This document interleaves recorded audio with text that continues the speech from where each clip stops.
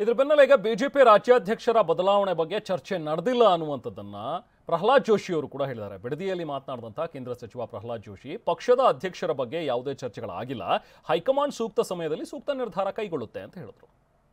ಭಾರತೀಯ ಜನತಾ ಪಾರ್ಟಿ ರಾಷ್ಟ್ರೀಯ ನಾಯಕತ್ವ ಶ್ರೀಮಾನ್ ನರೇಂದ್ರ ಮೋದಿ ಅವರು ಮತ್ತು ನಡ್ಡಾ ಅವರ ನೇತೃತ್ವದಲ್ಲಿ ಬಹಳ ಗಟ್ಟಿಮುಟ್ಟಾಗಿದೆ. ಸೂಕ್ತ ಸಮಯದಲ್ಲಿ ಸೂಕ್ತ ತೀರ್ಮಾನ ತೆಗೆದುಕೊಳ್ತಾರೆ.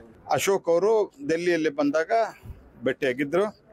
ಅವ್ರದ್ದು ಯಾವುದೋ ಒಂದು ಎಜುಕೇಷನ್ ಇನ್ಸ್ಟಿಟ್ಯೂಷನ್ ಲೈಸೆನ್ಸಿಗಾಗಿ ಬಂದೇನೆ ಅಂತ ಹೇಳಿ ಧರ್ಮೇಂದ್ರ ಪ್ರಧಾನ್ ಅವ್ರಿಗೆ ಫೋನ್ ಮಾಡು ಅಂತ ಹೇಳಿದ್ರು. ನಾನು ಫೋನ್ ಮಾಡಿ ನಾನೇ ಅಪಾಯಿಂಟ್ಮೆಂಟ್ ಅವರಿಗೆ ಕೊಡಿಸಿದ್ದೇನೆ. ಯಾರ ಡೆಲ್ಲಿಗೆ ಬಂದರು, ಅವರು ಚೇಂಜ್ ಮಾಡೋಕ್ಕೆ ಬಂದಿದ್ದಾರೆ ಅಥವಾ ಚೇಂಜ್ ಮಾಡ್ಸೋಕ್ಕೆ ಬಂದಿದ್ದಾರೆ, ಕಂಟಿನ್ಯೂ ಮಾಡ್ಕೊಳ್ಳೋಕ್ಕೆ ಬಂದಿದ್ದಾರೆ ಅಂತ ನೀವು ಅಂದ್ಕೊಂಡ್ರೆ ಅದಕ್ಕೆ ನಾವು ಹೆಂಗೆ ಉತ್ತರ ಹೇಳ್ಬೇಕು ಹೇಳ್ರಿ. ನೋಡಿ, ಯಾವುದೇ ಈ ರೀತಿಯಾದಂತಹ ಚರ್ಚೆ ಸಾರ್ವಜನಿಕ ವಲಯದಲ್ಲಿ ನಮ್ಮ ಪಕ್ಷದಲ್ಲಿ ಆಗುವುದಿಲ್ಲ, ಮತ್ತು ಯಾರು ಆಗ್ತಾರೆ ಅನ್ನೋದು ಗೊತ್ತೂ ಆಗಲ್ಲ. ನಮ್ಮಲ್ಲಿ ನಮ್ಮ ನೇತೃತ್ವ ಸಂಬಂಧಿಸಿದವರಿಗೆ ಜೊತೆಗೆ ಚರ್ಚೆ ಮಾಡ್ತದೆ.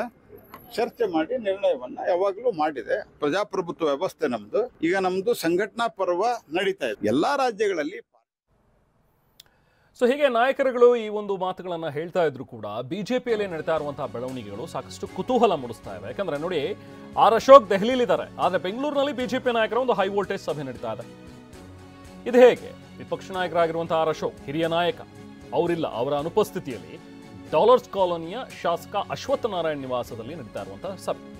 ಬಿಜೆಪಿ ರಾಜ್ಯಾಧ್ಯಕ್ಷ ವಿಜಯೇಂದ್ರ, ಕೇಂದ್ರ ಸಚಿವ ಜೋಶಿ, ಶಾಸಕ V Sunil Kumar, MLC N Ravikumar, ಜೊತೆಗೆ ಡಿ.ವಿ. ಸದಾನಂದ ಗೌಡ, ಪರಿಷತ್ ಸದಸ್ಯ ಸಿ.ಟಿ. ರವಿ, ಇವರೆಲ್ಲರೂ ಕೂಡ ಉಪಸ್ಥಿತರಿದ್ದಾರೆ. ಎರಡು ಕಾರಣಗಳಿಗಾಗಿ ಮಹತ್ವ ಪಡ್ಕೊಂಡಿದೆ ಇವತ್ತಿನ ಸಭೆ. ಯಾಕೆಂದ್ರೆ ಒಂದು, ಸಭೆಯಲ್ಲಿ ಹಾಜರಾಗಿದ್ದಂತಹ ಮಾಜಿ ಸಚಿವ ಅರವಿಂದ್ ಲಿಂಬಾವಳಿ ಅಸಮಾಧಾನಿತರ ಸಭೆಯಲ್ಲಿ ಕೂಡ ಕಾಣಿಸ್ಕೊಳ್ತಾ ಇದ್ರು ಅವರು ಹಿಂದೆ ಲಿಂಬಾವಳಿ. ಬಟ್ ಈಗ ಇಲ್ಲಿ ಇದ್ದಾರೆ. ರಾಜ್ಯಾಧ್ಯಕ್ಷ ವಿಜಯೇಂದ್ರ ಅವರು ಕೂಡ ಉಪಸ್ಥಿತರಿದ್ದಾರೆ. ಸೊ ಆರ್ ಅಶೋಕ್ ಇಲ್ಲ, ಬಟ್ ವಿಜಯೇಂದ್ರ ಅವರು ಬೇರೆಯವರೆಲ್ಲರೂ ಕೂಡ ಇಲ್ಲಿರುವಂಥದ್ದು ಹಲವಾರು ಕುತೂಹಲಕ್ಕೆ ಈಗ ಕಾರಣವಾಗ್ತಾ ಇದೆ. ಆಂತರಿಕ ಬೇಗುದೇ ಅಲ್ಲ, ಇವತ್ತು ನಮ್ಮ ಪಕ್ಷದ ಎಲ್ಲ ಕೆಲವು ಹಿರಿಯ ಮುಖಂಡರು, ಕೇಂದ್ರ ಸಚಿವರು ಪ್ರಹ್ಲಾದ್ ಜೋಶಿಜಿಯವರು, ಮಾಜಿ ಮುಖ್ಯಮಂತ್ರಿಗಳಾಗಿರ್ತಕ್ಕಂಥ ಸದಾನಂದ ಗೌಡರು, ಕಾರಜೋಳಜಿ ಅವರು, ಸುನೀಲ್ ಕುಮಾರ್ ಅವರು, ಸಿ.ಟಿ. ರವಿ ಅವರು, ಅರವಿಂದ್ ಲಿಂಬಾವಳಿ ಅವರು, ಡಾಕ್ಟರ್ ಅಶ್ವತ್ಥ ನಾರಾಯಣ್, ರವಿಕುಮಾರ್ ಅವರು, ನಾವೆಲ್ಲರೂ ಕೂತು ಇನ್ನೂ ಕೆಲವು ಪ್ರಮುಖರು ಬರಬೇಕಾಗಿತ್ತು. ಕಾರಣಾಂತರಗಳಿಂದ ಬರೋಕ್ಕೆ ಸಾಧ್ಯ ಆಗಿಲ್ಲ.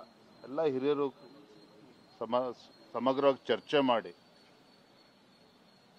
ಏನು ರಾಜ್ಯ ಸರ್ಕಾರದ ವಿರುದ್ಧ ಅನೇಕ ಜ್ವಲಂತ ಸಮಸ್ಯೆಗಳಿದ್ದಾವೆ ರಾಜ್ಯದಲ್ಲಿ. ರಾಜ್ಯ ಸರ್ಕಾರದ ಕಾರ್ಯವೈಖರಿ, ಯಾವ ರೀತಿ ಬಂಡ ಕಾಂಗ್ರೆಸ್ ಸರ್ಕಾರ ವಿರುದ್ಧ ಹೋರಾಟಗಳನ್ನು ನಾವು ಕೈಗೆತ್ತಿಕೊಳ್ಬೇಕು, ಯಾವ ರೀತಿ ಹೋರಾಟದ ರೂಪುರೇಷೆಗಳು ಇರಬೇಕು, ಇದ್ರ ಬಗ್ಗೆನೂ ಕೂಡ ಸಾಕಷ್ಟು ಚರ್ಚೆ ಮಾಡಿದ್ದೇವೆ. ನಮ್ಮ ಯೋಜನೆಯೇ ನಾವು ಮುಂದಿನ ಪ್ರವಾಸಕ್ಕೆ ಸಂಬಂಧಪಟ್ಟಂತೆ, ಸಂಘಟನಾತ್ಮಕ ವಿಷಯಕ್ಕೆ ಸಂಬಂಧಪಟ್ಟಂತೆ ವಿವರವಾಗಿ ಚರ್ಚೆ ನಡೆಸಿದ್ದೀವಿ. ಅದರಲ್ಲಿ ರಾಜಕಾರಣವೂ ಸೇರಿದಂತೆ, ಸಂಘಟನೆಯೂ ಸೇರಿದಂತೆ, ಮುಂದಿನ ಪ್ರವಾಸವೂ ಸೇರಿದಂತೆ ವಿವರವಾಗಿ ಚರ್ಚೆ ನಡೆಸಿದ್ದೇವೆ. ಅದನ್ನು ರಾಜ್ಯಾಧ್ಯಕ್ಷರು ಹೊರಗಡೆ ಬಂದು ನಿಮಗೆ ಬ್ರೀಫ್ ಮಾಡಿದ್ದಾರೆ. ರಾಜ್ಯಾಧ್ಯಕ್ಷರು ಏನು ಬ್ರೀಫ್ ಮಾಡಿದ್ದಾರೆ ಅದನ್ನು ನಾನು ಎಂಡಾರ್ಸ್ ಮಾಡ್ತಾ ಇದ್ದೀನಿ. ಆ ರಾಜ್ಯಾಧ್ಯಕ್ಷರು ಬ್ರೀಫ್ ಮಾಡಿದ್ದೇ ಅಲ್ಲಿ ಚರ್ಚೆಯಲ್ಲಿ ನಡೆದಿತ್ತು. ನಾನು ಯಾವ ಸ್ಥಾನಕ್ಕೂ ಆಕಾಂಕ್ಷಿಯಲ್ಲ, ಪಕ್ಷದ ನಿಷ್ಠಾವಂತ ಕಟ್ಟಾಳು. ಬನ್ನಿ, ಈ ಮೀಟಿಂಗ್ ಬಗ್ಗೆ ಮತ್ತಷ್ಟು ಡೀಟೇಲ್ಸ್ ಪಡೆಯೋಣ. ನಾವು ಪ್ರತಿನಿಧಿ ಕಿರಣ್ ಹನಿಯಡ್ಕ ನಮ್ಮ ಜೊತೆಗೆ ಈಗ ಜಾಯ್ನ್ ಆಗಿದ್ದಾರೆ. ಕಿರಣ್, ಇಲ್ಲಿ ಕೆಲವೊಂದಷ್ಟು ಜನ ಹಿರಿಯ ನಾಯಕರುಗಳೆಲ್ಲ ಸೇರ್ಕೊಂಡು ನಡೆಸ್ತಾ ಇರುವಂತಹ ಈ ಒಂದು ಸಭೆ, ಅಲ್ಲಿ ನೋಡಿದ್ರೆ ದೆಹಲಿಯಲ್ಲಿ ಆರ್ ಅಶೋಕ್ ಅವರು ಏಕಾಂಗಿಯಾಗಿ ಅಲ್ಲಿ ಚರ್ಚೆಗಳನ್ನು ಮಾಡ್ತಾ ಇದ್ದಾರೆ. ಅಲ್ಲಿ ಕೆಲವೊಂದಷ್ಟು ಕೇಂದ್ರ ನಾಯಕರನ್ನ ಅವ್ರು ಭೇಟಿ ಮಾಡ್ತಾ ಇದ್ದಾರೆ. ಬಟ್ ಇಲ್ಲೂ ಕೂಡ ಕೆಲವೊಂದಷ್ಟು ಜನ ಕೇಂದ್ರ ನಾಯಕರನ್ನ ಸೇರಿಸ್ಕೊಂಡು ಸಭೆ ನಡೆಸ್ತಾ ಇದ್ದಾರೆ. ಸೊ ಈ ಮೂಲಕ ಏನು ಸಂದೇಶವನ್ನ ಕೊಡ್ತಾ ಇದ್ದಾರೆ? ಈ ಒಂದು ಸಭೆಯ ಮುಖ್ಯಾಂಶಗಳು ಏನು ಹಾಗಾದ್ರೆ? ಸೊ ಏನು ನಡೀತಾ ಇದೆ ಹಾಗಾದ್ರೆ ಬಿಜೆಪಿಯಲ್ಲಿ, ಕಿರಣ್?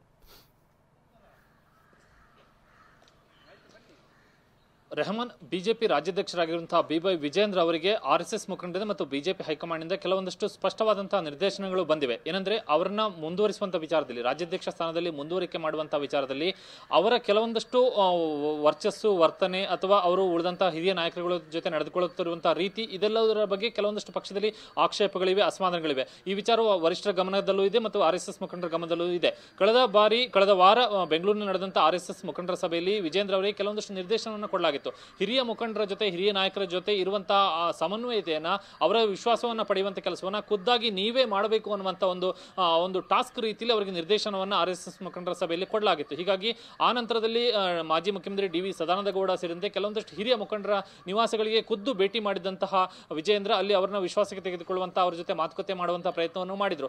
ಅಮಿತ್ ಶಾ ಬಂದಂತ ಸಮಯದಲ್ಲಿ ಬೆಂಗಳೂರಿನ ಖಾಸಗಿ ಹೋಟೆಲ್ನಲ್ಲಿ ಮಾಜಿ CM ಬಸವರಾಜ ಬೊಮ್ಮಾಯಿ ಅವರ ಜೊತೆ ಕೂಡ ಒಂದು ಅರ್ಧ ಗಂಟೆಗಳ ಕಾಲ ವಿಜೇಂದ್ರ ಅವರು ಮಾತುಕತೆಯನ್ನು ನಡೆಸಿದ್ರು. ಹೀಗಾಗಿ ಇದರ ಮುಂದುವರಿದ ಭಾಗದ ಹಿನ್ನೆಲೆಯಲ್ಲಿ ಇವತ್ತು ಕೂಡ ಶಾಸಕ ಡಾಕ್ಟರ್ ಅಶ್ವತ್ಥ ನಾರಾಯಣ ಅವರ ನಿವಾಸದಲ್ಲಿ ಸಭೆಯನ್ನ ಮಾಡಿರುವಂತದ್ದು.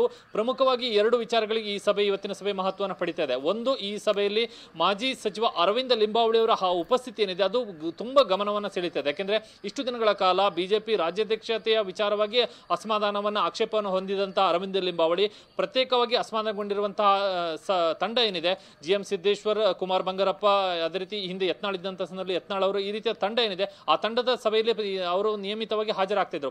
ಆದ್ರೆ ಈಗ ಇವತ್ತಿನ ಸಭೆಗೆ ಬಿಜೆಪಿ ರಾಜ್ಯಾಧ್ಯಕ್ಷ ವಿಜೇಂದ್ರ ಅವರು ಹಾಜರಾಗಿರುವಂತಹ ಸಭೆಗೆ ಅರವಿಂದ ಲಿಂಬಾವಳಿ ಅವರು ಹಾಜರಾಗಿರುವಂತದ್ದು ಆ ಒಂದು ಮಹತ್ವವನ್ನು ಪಡಿತಾ ಇದೆ. ಇಲ್ಲಿ ಒಂದು ಹಂತದಲ್ಲಿ ಅರವಿಂದ ಲಿಂಬಾವಳಿ ಅಸಮಾಧಾನ ಶಮನ ಮಾಡುವಂತಹ ಪ್ರಯತ್ನವನ್ನೇನು ನಡೀತಾ ಅನ್ನುವಂತ ಒಂದು ಚರ್ಚೆ ಕೂಡ ಇದೆ. ಇದರ ಜೊತೆಗೆ ಮಾಜಿ ಮುಖ್ಯಮಂತ್ರಿ DV ಸದಾನಂದ ಗೌಡ ಕೂಡ ಈ ಸಭೆಯಲ್ಲಿ ಹಾಜರಾಗಿದ್ರು.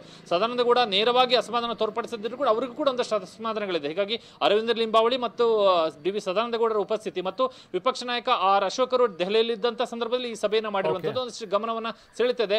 ಒಂದಂತೂ ನಿಜ, ವಿಜೇಂದ್ರ ಅವರ ಮುಂದುವರಿಕೆ ಬೇಕಾದಂತ ಪೂರ್ವ ತಯಾರಿಯನ್ನು ಅವರು ಮಾಡ್ಕೋತಾ ಇದ್ದಾರೆ. Yes, thank you Kiran.